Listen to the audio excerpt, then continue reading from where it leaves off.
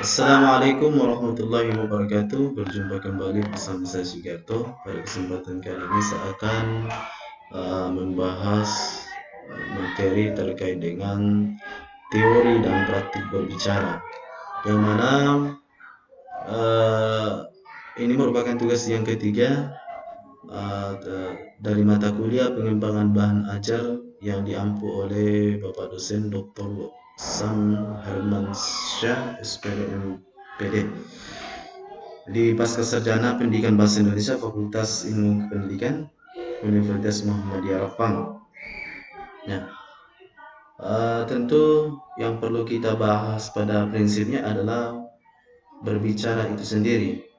Nah, hakikat berbicara ini adalah berbicara merupakan keterampilan yang dibutuhkan setiap individu, karena melalui berbicara setiap individu dapat mengkomunikasikan apa yang dikehendakinya.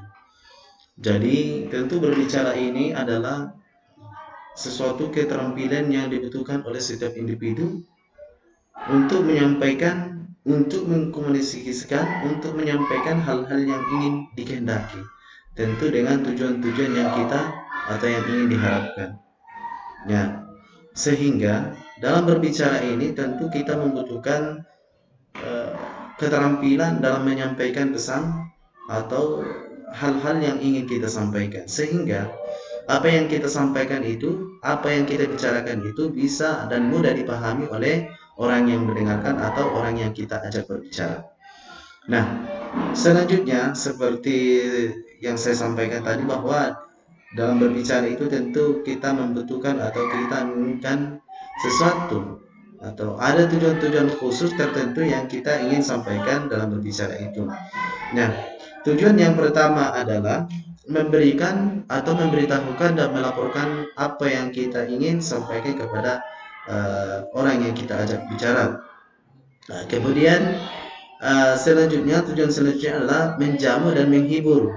Ya, tentu biasanya kita melihat di media sosial atau di TV-TV yang bisa kita banyak jumpai, misalnya komedi, hiburan-hiburan, itu semua adalah berbicara untuk menghibur.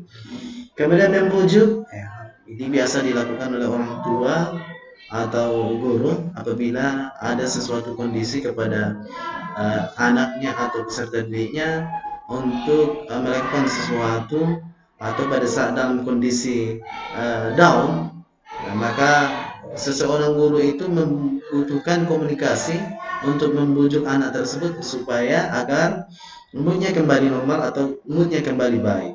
Ya, seperti halnya dengan orang tua ketika anaknya dalam kondisi yang tidak stabil atau dalam kondisi tidak mood, maka orang tuanya bisa membujuk dengan berbicara, dengan berbagai macam trik yang dilakukan oleh orang tua untuk membujuk anaknya tersebut, sehingga mood daripada anak tersebut bisa menjadi kembali normal atau kembali baik. Kemudian tujuan selanjutnya adalah berbicara itu tujuannya adalah mengajar. Misalnya kita mengajak seseorang untuk melakukan sesuatu, atau kita berbicara kepada seseorang untuk mengajak pergi liburan, dan banyak hal yang dilakukan untuk mengajak seseorang melakukan aktivitas atau melakukan pekerjaan. Kemudian tujuan berbicara selanjutnya adalah mendesak. Biasanya ini kalau ada tugas-tugas atau ada pekerjaan-pekerjaan yang ingin segera diselesaikan, maka ini adalah salah satu komunikasi atau berbicara, misalnya pimpinan ke bawahan, untuk menyelesaikan segera tugas yang ingin diselesaikan. Kemudian tujuan berbicara selanjutnya adalah bagaimana kita meyakinkan seseorang terhadap apa yang kita harapkan kepada sesuatu. Misalnya biasa ini terjadi pada politisi, bagaimana bisa meyakinkan masyarakat terhadap kebijakan-kebijakan yang diambil, terobosan-terobosan kebijakan yang diambil, agar masyarakat bisa meyakini apa yang disampaikan tersebut, atau program-program yang disampaikan, ditawarkan tersebut mudah atau dapat diyakini oleh masyarakat. Nah, itulah beberapa tujuan umum daripada berbicara itu sendiri.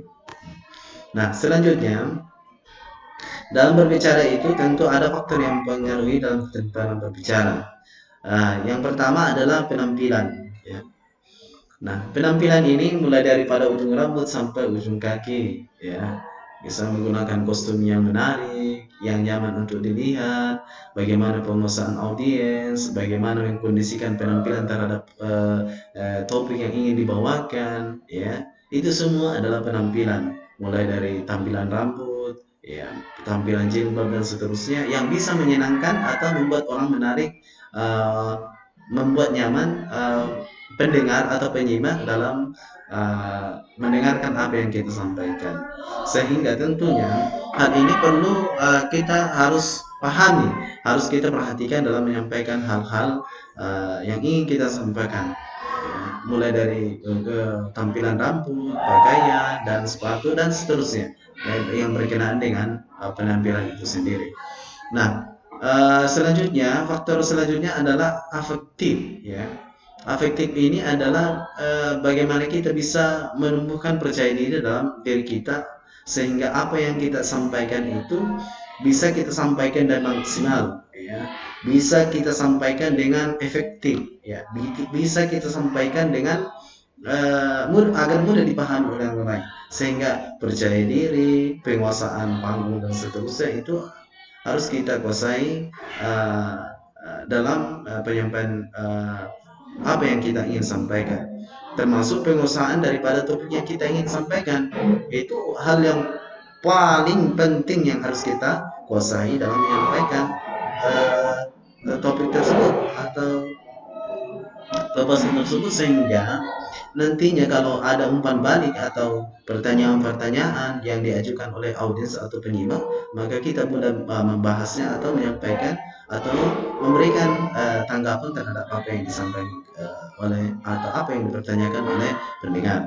Nah, sehingga afektif ini sangat sangat sangat berpengaruh terhadap diri seseorang yang ingin menyampaikan sesuatu hal. Sehingga apa? Intinya nantinya apa yang ingin disampaikan itu mudah dipahami dan mudah diketahui oleh orang yang mendengarkan.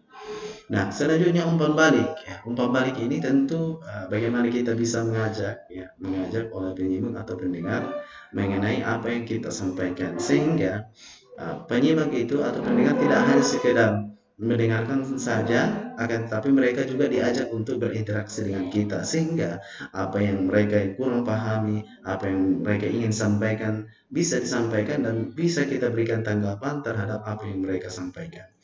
Nah, itu tiga faktor yang mempengaruhi dalam keterampilan berbicara, dimulai dari penampilan kita, afektifnya kita, sikap-sikapnya kita dalam menyampaikan suatu topik, dan bagaimana kita mengajak audiens untuk umpan balik atau umpan balik atau pertanyaan-pertanyaan dari audiens mengenai apa yang mereka ingin sampaikan. Selanjutnya, praktik belajar berbicara. Nah, prinsip keterampilan berbicara itu ada beberapa poin. Yang pertama adalah prinsip yang pertama dalam pembelajaran berbicara berhubungan dengan perencanaan, ya, berhubungan dengan perencanaan yang akan dilakukan oleh guru, ya.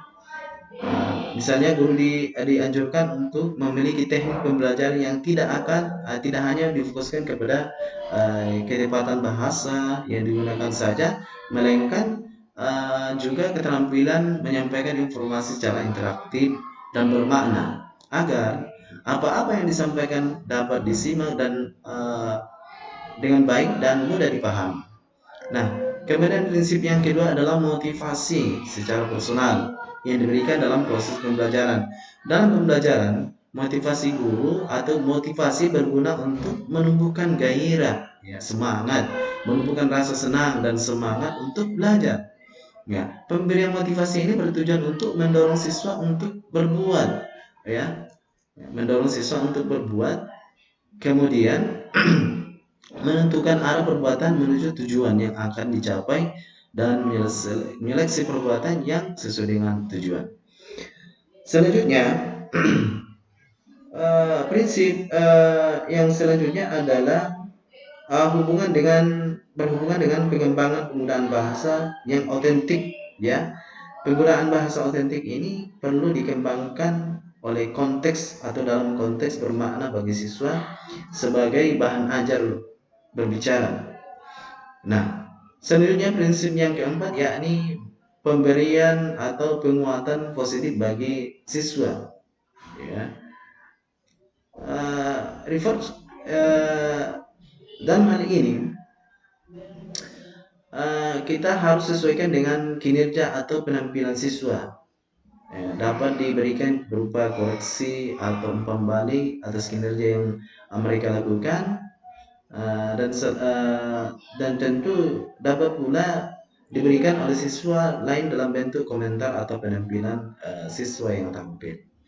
Kemudian prinsip yang kelima adalah perlu diperhatikan dalam pembelajaran keterampilan berbicara ialah memberi siswa berbagai kesempatan untuk praktik berbicara, ya, memberi kesempatan untuk berbicara sehingga ya mereka siswa tidak hanya sebagai pendengar tetapi mereka berlatih untuk menyampaikan uh, apa yang ingin disampaikan, mulai dari keterampilan berbicara, menyampaikan, percaya diri, ya itu akan memberikan kesempatan kepada mereka untuk melatih berbicara di depan teman-temannya, sehingga apa yang kita lakukan dalam kelas tidak hanya bersumber daripada guru itu sendiri, tapi mereka siswa ini diajak untuk berlatih berbicara, sehingga percaya diri mereka juga bisa terbentuk, dan tentunya ini adalah harapan kita bersama sebagai pendidik untuk melatih komunikasi anak-anak kita dan tentu melatih percaya diri mereka dalam menyampaikan sesuatu hal. Nah, saya kira itu yang ingin saya sampaikan pada kesempatan kali ini terkait dengan materi teori dan praktek berbicara, mulai dari berbicara itu sendiri, apa itu berbicara, tujuannya, dan faktor-faktor yang mempengaruhi, serta yang terakhir adalah bagaimana prinsip keterampilan berbicara agar apa-apa yang kita sampaikan itu bisa bermakna, bisa mudah dipahami, dan tentu melatih diri kita dalam berkomunikasi dalam berbagai aspek. Saya kira demikian, kurang lebihnya dan mohon dimaafkan. Assalamualaikum warahmatullahi wabarakatuh.